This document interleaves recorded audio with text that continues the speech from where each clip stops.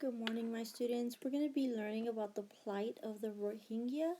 Why have these Muslims been violently driven out of their home in Myanmar? By Patricia Smith. So if you could just follow along. So if you look at the photo, you'll see the people fleeing. Usually when people travel, we tend to travel by maybe taking a flight. Some of us will travel by vehicle in a car. Others might take a train. And then there might be some that might take a ship. But here it's obvious that these people are traveling more out of being desperate. They're fleeing their country for various reasons. So these would be a form. This would actually be a form of a push factor. So if you look at the title here, I'm going to highlight that for you. So the Rohingya refugees across the Naf River from Myanmar into Bangladesh in November. So these are some human rights issues. So what we'll be learning about this week is how the people of Myanmar are being accused of doing an ethnic cleansing. So it's going to be quite a bit of information. So I'm going to go ahead and send it to you in small chunks. So this way we don't get too confused. So let's go ahead and get started. I'm going to read it to you now, and then we will continue on throughout the week. All right, the plight of Myanmar.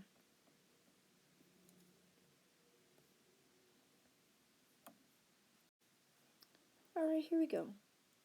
As her village burned behind her, as a young woman named Rachuma was approached by a pack of soldiers, they tore her screaming baby boy out of her arms and dragged Rachuma off.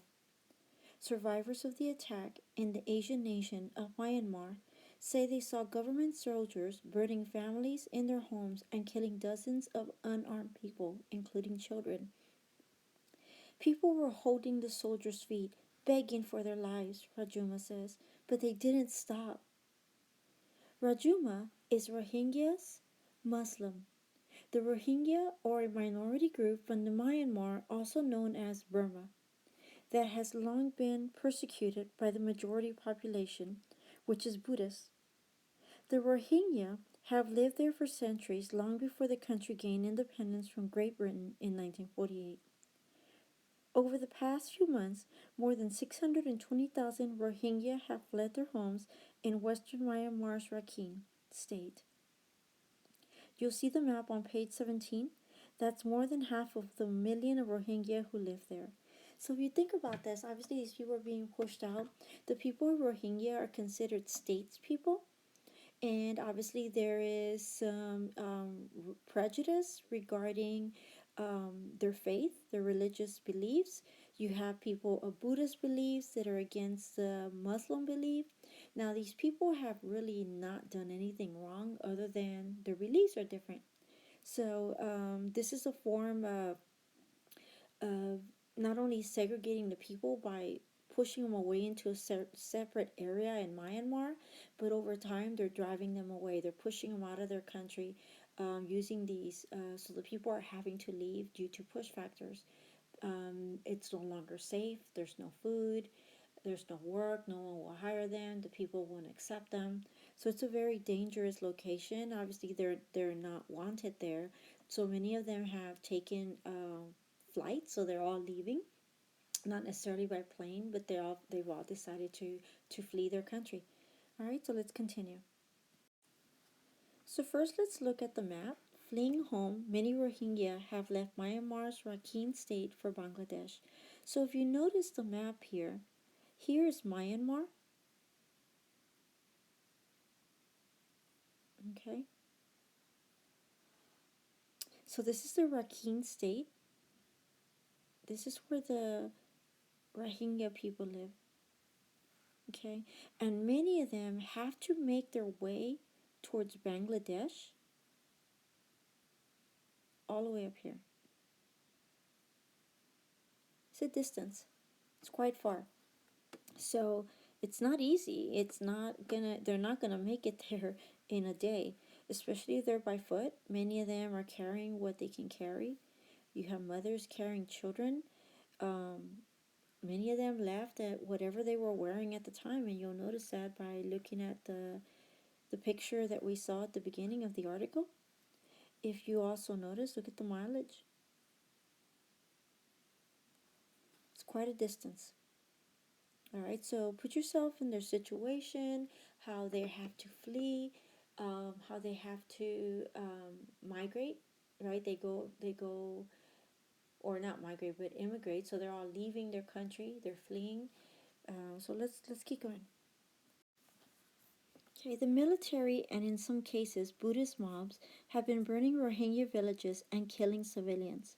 Human rights groups say the government troops have one goal: to erase entire Rohingya communities.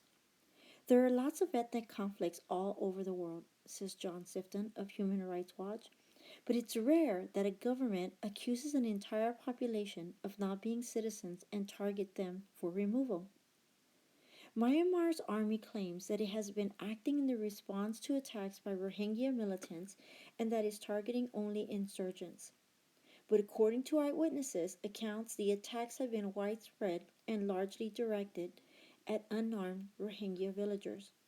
So if you hear in the article, it's saying that they're not necessarily doing a ethnic cleanse. They are just wanting to remove the militants. So basically those that are trying to fight against the country or fighting against the government. And but a person that is part of the Human Rights Watch is basically stating that that's not entirely true. They are removing the entire population. By the video that you watch before reading this article, you'll see that many of them were pushed out. Their homes were burned even while people were still inside their homes. Okay, so this is obviously an ethnic cleanse. So let's keep going. A history of hatred. The conflict between the Rohingya and Myanmar's Buddhist population goes back to World War II, 1939 to 1945. The Rohingya fought with the Allies, while the Buddhists sided with the occupying Japanese. After the Allies won, the Rohingya hoped to be rewarded with independence. That didn't happen. Instead, leaders of the newly independent Burma, Myanmar's name until 1989, blamed the Rohingya for the country's problems, claiming they were illegal immigrants from Bangladesh. Over time, the Rohingya were stripped of their rights. They have been denied citizenship since 1982, cannot move around the country freely, and have no access to government services like healthcare and education. The persecution eventually fueled a Rohingya uprising. The militants attacked Myanmar military outposts in August 2017, sparking the current crisis. So let's think about that. Obviously, we know that's a push factor, right? If they don't have access to roam around the country, they obviously don't have access to healthcare, they don't have access to education. We know those are all factors of push, right? Those are push factors. Okay, so let's keep going. Okay, so if many of you are still confused about what ethnic cleansing is, let's go ahead and look at this blue box here. And let's see what we could, let's look in here. Let's see what we see. What we can find. What is ethnic cleansing? The United Nations calls what is happening to the Rohingya a textbook example of ethnic cleansing. The term refers to the systematic and forced removal of an ethnic or religious group from a particular territory. Some ethnic cleansing has led to genocide, the mass killing of an ethnic or religious group. For example, starting in 2003, Arab militia groups killed more than 200,000 black people in Darfur, a region in the African country of Sudan. Another 2.7 million people were driven from their countries. So, many of you, unfortunately, because we started with distance learning, you didn't get to read much about Darfur and the people of Rwanda. But this is also, if you want to put in how you could do a compare and contrast, the best way of me comparing this would be Hitler. Think of Adolf Hitler when he started doing ethnic cleansing. Remember, he blamed the Jewish community for the reasons that the Germans weren't doing so well financially or economically, right? He blamed them, so he used all this propaganda against them. People believed him, and of course, many participated in trying to get rid of the Jewish community, right? Those that were different, whether it was gypsies, Jewish, and even some French. There was so many different kinds of people that had been euthanized during that time, who were sent to the concentration camps. Well, this is almost a form of it, except these people are not being sent necessarily to. They're not being gassed, but they are killing them, right? They're killing them or they're pushing them away. All right, so let's keep going. Desperate journey. To escape the violence, many Rohingya have fled to neighboring Bangladesh, a Muslim country. To get there, some of them walk for weeks over mountains and through rivers, eating leaves and drinking rainwater to stay alive. Others arrive in rickety boats or drown trying to escape. Those Rohingya who survive the journey live in the massive refugee camps that have sprung up. Though Bangladesh is a poor country, its Prime Minister Sheikh Hasina Wahed has welcomed the Rohingya. Her response stands in contrast to that of one of Myanmar's leaders. Aung San Suu Kyi, a democracy advocate and winner of the 1991 Nobel Peace Prize, Suu Kyi has been criticized for failing to defend the Rohingya. As the crisis continues, human rights groups say it's critical that the international community speak up and demand justice for the Rohingya. As a society, says Rick Weir of Human Rights Watch, we don't want to live in a world where governments are allowed to target a group like this and do whatever they want. With reporting by the New York Times. So your core question is, what are some causes of the Rohingya crisis in Myanmar? So you're just going to think about that and compare that to what you do know about what happened during the Holocaust.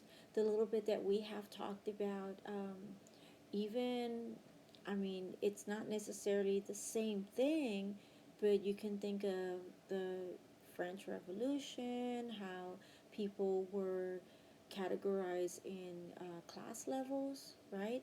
Even though they're not really looking at them economically in a class level, but they are dropping their class level due to their religious beliefs. So this is a very interesting article. Um, I will continue to add more videos throughout the week. What I do want you to do next is go ahead and take the quiz. All right, and I have been attached it to Google Classroom. Good luck. Thank you.